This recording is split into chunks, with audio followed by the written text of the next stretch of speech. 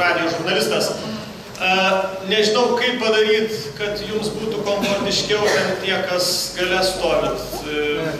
Vietų, gal čia dar kokia viena kita atsiras. Ar mokyklai gal yra kėdžių, nes šiaip debatai netruks 5 minutės. Galima kažkaip tai suorganizuoti žmonėm patogesnį dalyvavimą būdą. Liuks, tai dar minutė tada žmonės susės.